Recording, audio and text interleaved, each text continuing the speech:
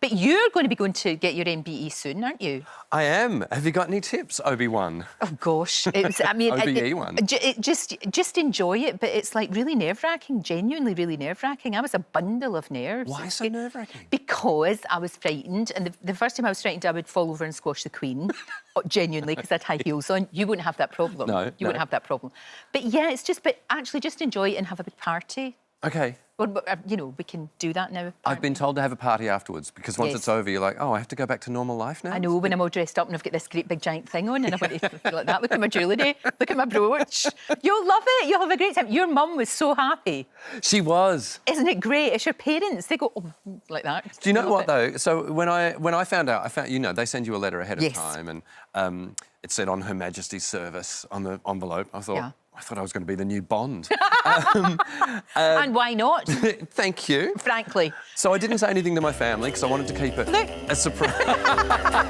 We had to. Wow, that was quick. Can I just say, hello? That Really? was pretty damn good. OK. All right, we might run with that. So I didn't tell my mum until the day that it was announced. And I called her, I put her on speakerphone. My wife was there, my kids were there, and so I could tell everyone.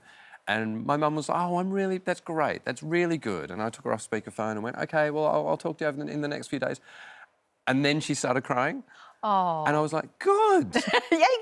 You want a reaction like that, thanks, as it deserves it. You know, obviously we know you from The Last Leg. You know how much I love you guys on The Last Leg. It's great fun and it allows me to be very naughty. But can we talk about Rockstar Detectives? First ever children's book. It's out today. It is out today. Is this dead exciting, seeing it? You're like the midwife.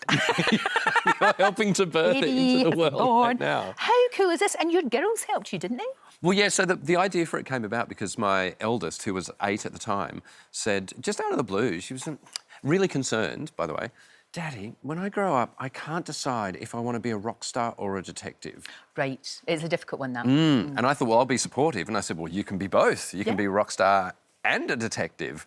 And she went, OK. And then I was like, that's a good idea for a book. And then your brain started going. Yeah. And so then I sat down with her and said, OK, well, let's plan this out. How could this be? So we came up with an idea of 2 12-year-old rock stars. Right. Well, Charlie is the rock star. She's gone viral. George is her social media manager because he knows how to work the socials. He does. They're on their first ever tour of Europe, but wherever they go, wherever they perform, a piece of art is stolen from a local art gallery, a priceless piece of art, like a Van Gogh. And then when the police investigate, all the evidence makes it look like Charlie and George are the ones doing it. Right. So they have to solve the crimes to save their careers and keep the tour going and not be humiliated at school. And I really like these kids. I like them. They're good kids, aren't they? They are good kids. The kind of kids you'd want your own children to hang out with. Do you know what? Yeah. I realised last year when I spent 7 months away from my kids because I was here while they were in Australia and everything. And the more I wrote Charlie and George, the more I realised that, well, Charlie's like my eldest daughter, a bit of a rock star, very stylish. Right. George is like my youngest, wants to be a comedian, always sees the funny in everything. Excellent. So I kind of realised that I was virtually spending time with my own kids as I was writing the book. That's it was really lovely. Good. And did they sort of act as almost like editors, if you like, editors-in-chief of this? Did you run it past them to make sure? Especially when it came to the design stage. Right. Yeah, my eldest was like, I would say, well, this is what we're thinking for the cover, and she'd go, I don't like that font. The font's wrong. Really? I want a bolder font. That looks too childish. That needs to stand out a little bit more. Don't like those colours. She was really dead set on what she wanted. I love that. I think it's great. And like you said, you know, you were separated for a while.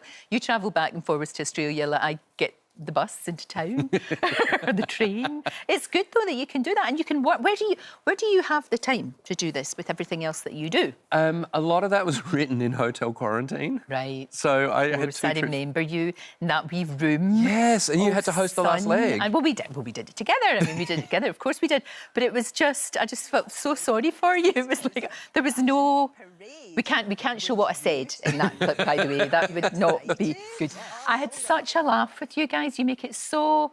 It's just such a very lovely atmosphere. Everybody is having a good time. And when I say everybody, I mean, you know, crew, everyone. It's a great team, but it's the perfect show, I think. Our show is set up for a foul-mouthed rebel to just come on board and take over, and that's exactly what you do. 10 years, though? I know. Wow. It's our 10th Jubilee this year. It's incredible, isn't it? It's your 10th Jubilee. You should get a commemorative plate. I hear there's a very, very good company in China who would do that for you, and it'd be fine. Listen, how's the rugby going? How's the rugby team? The Are you rugby's able to... great. So we played the Disability Rugby League team I play with. We played last Saturday in Warrington, and I am still feeling it today. I'll bet you are, but that's such a great way to keep fit.